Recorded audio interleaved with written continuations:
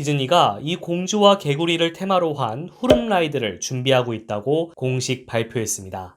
디즈니는 기존에 있었던 인종차별적인 문제들을 조금씩 해결해 나가려고 노력하고 있는데요. 아니, 놀이기구가 좀 클래식한 맛도 있어야지. 어떻게 다 영화와 연관지어?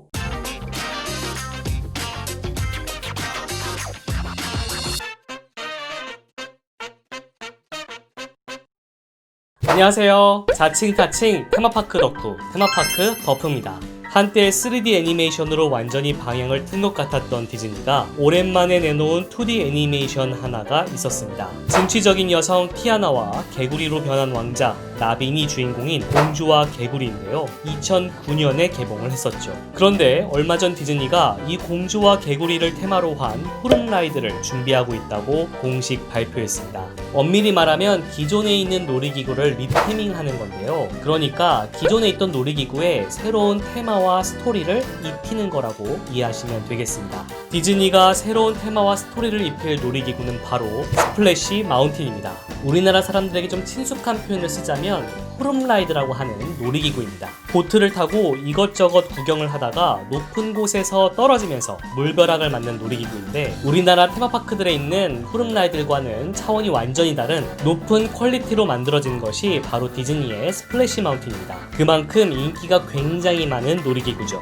스플래시 마운틴은 전 세계 6개의 디즈니 리조트 중에서 미국 올랜도 디즈니월드의 매직 킹덤, 미국 애너하임 디즈니랜드, 일본 도쿄 디즈니랜드에 있습니다. 남부의 노래라고 하는 1946년 영화를 테마로 만들어졌는데요. 이 영화는 실사와 애니메이션이 섞인 형태로 제작되었는데, 영화 내용 중 일부인 토끼를 쫓는 곰과 여우 이야기를 가지고 와서 후룸라이드로 만들었죠. 그래서 실제로 스플래시 마운틴을 타면 영화에 등장하는 토끼와 곰 그리고 여우를 만날 수 있고, 하이라이트 부분에서는 급하강을 하면서 물벼락을 맞기도 합니다. 그런데 디즈니가 이 스플래시 마운틴을 공주와 개구리 이야기로 바꾸겠다고 공식 발표했습니다. 단 미국 디즈니월드와 디즈니랜드만 바꾸고 도쿄 디즈니랜드의 스플래시 마운틴은 남부의 노래 버전으로 그대로 두기로 했죠. 디즈니 발표에 따르면 다큐의 스플래시 마운틴은 영화 공주와 개구리 이후의 이야기를 다룰 것이라고 합니다. 극중 주인공인 티아나와 재즈를 좋아하는 악어 루이스가 떠나는 뮤지컬 어드벤처를 다룰 것이라고 하는데요. 영화에 나왔던 여러 음악을 들으며 탑승할 수 있을 것 같네요. It didn't end well.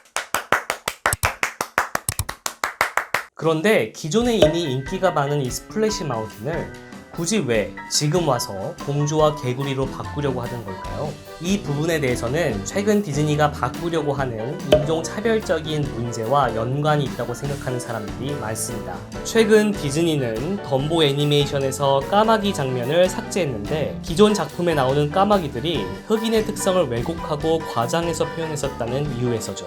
실사 영화로 제작될 인어공주에서도 주인공을 할리 베일리로 캐스팅하기도 했습니다. 더불어 브로드웨이 뮤지컬 겨울왕국에서는 안나와 한스 역할로 흑인 배우를 캐스팅하기도 했죠.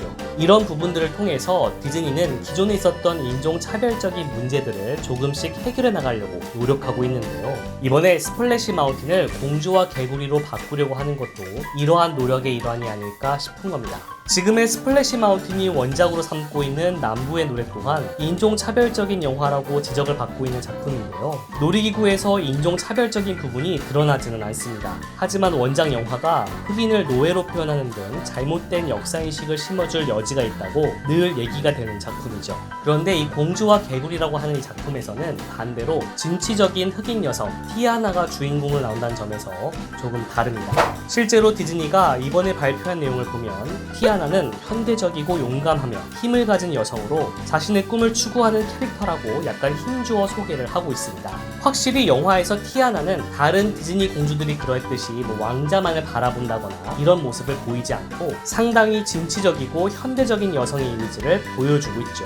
그러면 스플래시 마운틴이 공주와 개구리로 바뀌는 것에 대해서 다른 사람들은 어떻게 생각을 할까요? 호불호가 상당히 갈리는데, 반대하는 입장은 기존에 사랑받았던 클래식한 놀이기구를 왜 마음대로 바꾸는지에 대한 불만들이 있어 보입니다. 저도 그런 느낌이었거든요. 나의 추억이 오랫동안 쌓였던 그 놀이기구가 어느 날 갑자기 다른 걸로 바뀐다고 하면 조금 아쉽잖아요. 그런데 사실 디즈니 입장에서는 이러한 경우가 처음은 아니었습니다. 요즘 디즈니는 영화와 놀이기구를 접목시키려고 하는 노력들을 더 많이 하고 있거든요. LA 디즈니랜드 리조트에는 타워 오브 테러라고 하는 놀이기구가 있었습니다. 미스터리한 호텔 안으로 들어가면 엘리베이터가 위아래로 마구 솟구쳤다가 떨어지는 형태의 스릴 넘치는 놀이기구였는데요. 어느 날 갑자기 가디언즈 오브 갤럭시 테마로 바꿀 것이라는 발표가 나왔습니다. 놀이기구 자체의 형태는 똑같지만 테마와 스토리가 바뀐다고 하니 사람들의 불만이 터져나왔죠. 내 추억이 담긴 놀이기구를 함부로 바꾸다니, 이런 느낌이기도 했고요. 아니, 놀이기구가 좀 클래식한 맛도 있어야지 어떻게 다 영화와 연관지어? 이런 불만들도 있었습니다. 그런데 막상 이 놀이기구가 가디언즈 오브 갤럭시 테마로 바뀌고 다시 오픈하니까 사람들의 불만은 조금씩 잦아들었습니다.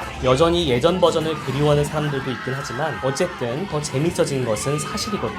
이번에 스플래시 마운틴을 리테밍하는 것도 아마 불만이 굉장히 많을 겁니다. 물론 이미 많기도 하고요. 그런데 디즈니가 제대로 준비해서 또 새로운 재미를 선사해준다면 그 불만은 조금씩 잦아들지 않을까 싶네요. 저도 지금 약간 아쉬움 반, 기대 반인 상태거든요.